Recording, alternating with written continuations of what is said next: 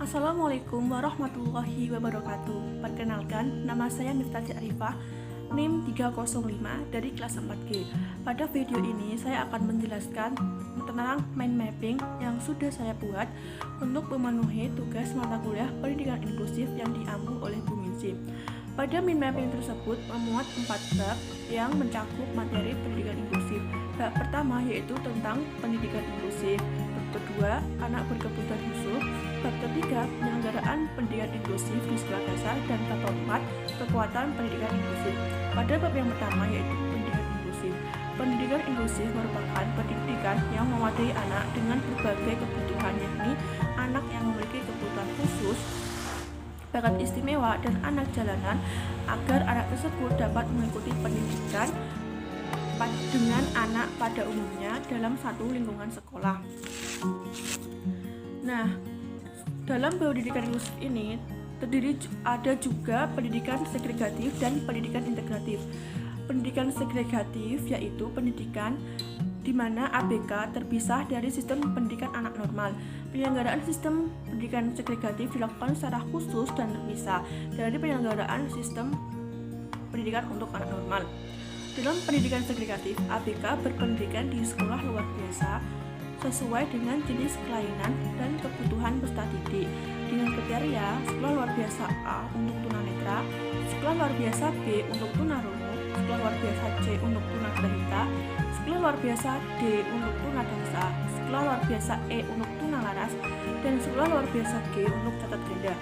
Dalam pendidikan segregatif terdapat kelebihan dan kekurangannya. Untuk kelebihannya yaitu strategi dan metode belajar yang digunakan dapat disesuaikan sesuai dengan tingkat kemampuan anak, sehingga anak tetap dapat mendapatkan pengetahuan yang cukup sesuai kemampuannya.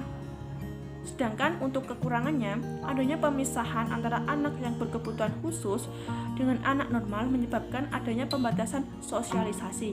Akibatnya, anak hanya mengenal komunitasnya sendiri tanpa mengenal komunitas yang lain. Selain pendidikan segregatif, ada juga pendidikan integratif. Ialah pendidikan yang memberikan kesempatan untuk anak berkebutuhan khusus mendapatkan pendidikan yang sama pada anak normal. Menurut Departemen Pendidikan Nasional, terdapat 3 bentuk layanan keterpaduan dalam pendidikan bagi ABK, yaitu sebagai berikut: bentuk kelas biasa dengan ruang pendidikan khusus, dan bentuk kelas khusus. Pendidikan integratif sangat penting untuk proses pembelajaran perkembangan bagi ABK, diantaranya menghilangkan pemikiran negatif, mampu beradaptasi dengan lingkungan, dan meningkatkan motivasi untuk belajar. Nah, pada penyelenggaraan pendidikan inklusif sendiri ada berbagai model pembelajaran untuk pendidikan inklusi, antara lain yaitu inklusi penuh, klaster, pull out, klaster dan pull out, kelas khusus dengan berbagai pengintegrasian, dan kelas khusus penuh. Selain itu, dalam strategi penyelenggaraan pendidikan inklusif perlu dilakukan penyiapan sekolah sebagai penyelenggaraan pendidikan inklusif. Pendidikan dan kurikulum juga bagian terpenting. Pengembangan tenaga pendidik dapat dilakukan melalui rekrutmen guru pembimbing khusus, pelatihan pengembangan. Lalu, untuk kurikulum dalam pendidikan inklusif menggunakan kurikulum reguler dengan modifikasi maupun tanpa modifikasi menyesuaikan dengan tingkat kemampuan siswa. Pada bab yang kedua yaitu tentang anak berkebutuhan khusus, dijelaskan tentang jenis-jenis faktor penyebab dan pelayanan pendidikan khusus masing-masing jenis-jenis ABK. Anak berkebutuhan khusus merupakan anak yang memiliki gangguan atau kelainan pada fisik ataupun mental. Pada ABK dibagi menjadi beberapa macam, diantaranya yang pertama yaitu tunalaras. Anak yang berperilaku menyimpang dari aturan dan norma-norma sosial sebagai akibat dari terganggunya perkembangan perilaku dan emosi sosial ataupun keduanya, sehingga menimbulkan kesulitan untuk dirinya sendiri maupun orang lain.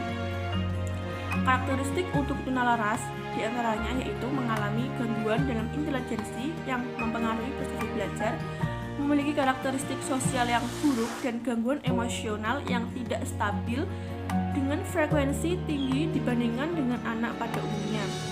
dan memiliki ketidakmampuan membangun dan menjalin hubungan dengan orang lain termasuk teman sebaya. Jenis ABK yang kedua yaitu tentang tunadaksa, yaitu cacat tubuh atau fisik. Anak tunadaksa akan mengalami kesulitan melakukan gerakan secara bebas dan membutuhkan alat-alat khusus untuk dapat melakukan aktivitas sehari-hari. Jenis ABK yang lain yaitu tunanetra, yaitu seseorang yang mempunyai hambatan pada penglihatan secara signifikan. Penyebab terjadinya tunanetra sangat beragam, baik itu dari prenatal atau sebelum kelahiran dan postnatal atau setelah kelahiran. Selanjutnya yaitu tunarungu, yaitu seseorang dengan kesulitan mendengar suara pada atau di atas intensitas tertentu. Ketidakmampuan berbicara mengakibatkan anak tunarungu sulit berkomunikasi dengan orang lain. Tunarungu bisa muncul sejak lahir atau bahkan setelah kelahiran.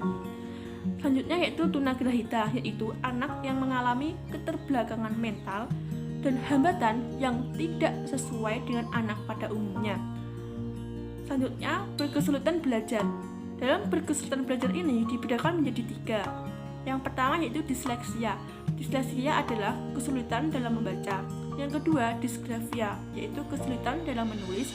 Dan yang ketiga yaitu diskalkulia, yaitu kesulitan dalam menghitung. Jenis ABK yang selanjutnya yaitu lambat belajar, ialah anak yang mengalami hambatan atau keterlambatan dalam belajar, berpikir, merespon, atau adaptasi sosial. Dalam belajar memerlukan waktu yang lama dan berulang-ulang untuk menyelesaikan tugas akademik maupun non-akademik.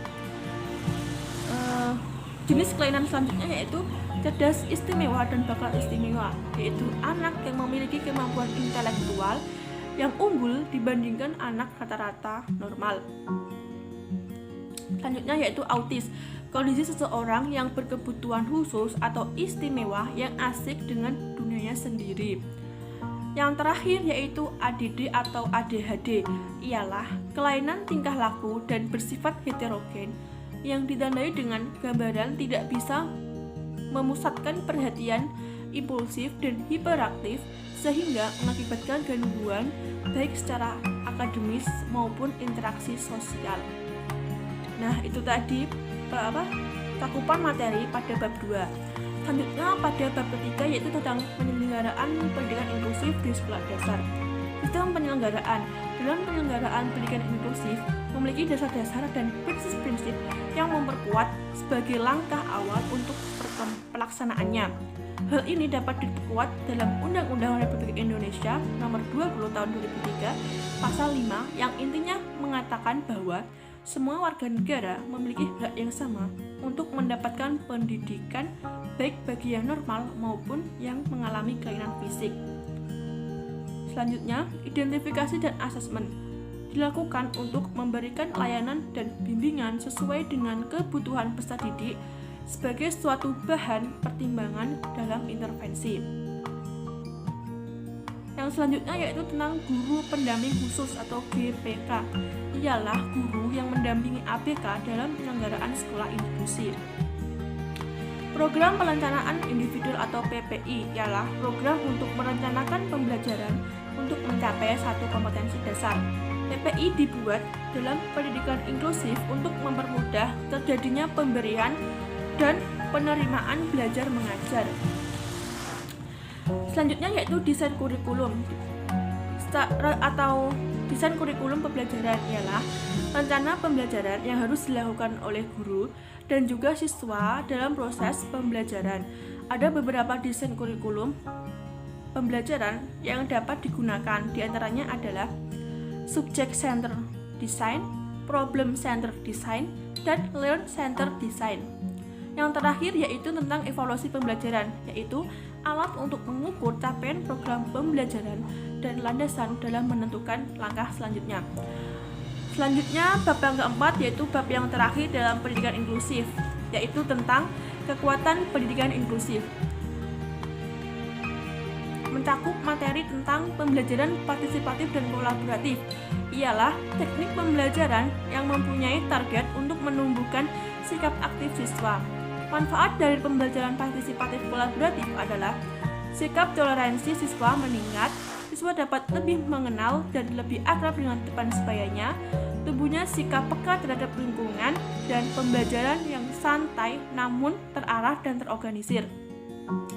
Cakupan materi yang kedua yaitu tentang pusat layanan klinis. Ialah layanan klinis merupakan layanan pengobatan seperti klinik, puskesmas, dan rumah sakit. Untuk layanan klinis bagi ABK berupa klinik tumbuh kembang pada anak, psikiater, dokter, dan psikologi. Materi yang selanjutnya tentang partisipasi orang tua. Orang tua dapat memberikan dorongan, motivasi, dan penyemangat dalam menghadapi lingkungannya. Yang terakhir pada bab keempat ini tentang sistem dukungan sekolah dan pemerintah. Sistem dukungan diperlukan dalam memenuhi mutu pendidikan. Bentuk sistem dukungan dari sekolah antara lain visi misi sekolah, kurikulum, strategi pembelajaran, kepala sekolah, karakteristik ABK, tenaga pendidik atau guru, sarana prasarana, penerimaan siswa baru, lingkungan yang ramah, dan bekerja sama dengan lembaga kesehatan. Sedangkan bentuk sistem dukungan dari pemerintah antara lain kebijakan-kebijakan yang dikeluarkan, sarana prasarana yang disediakan, sumber dana, menyediakan pelatihan bagi guru, dan sosialisasi kepada masyarakat. Terima kasih, sekian yang dapat saya sampaikan dari mind mapping yang sudah saya buat. Apabila ada salah katanya, saya mohon maaf. Wassalamualaikum warahmatullahi wabarakatuh.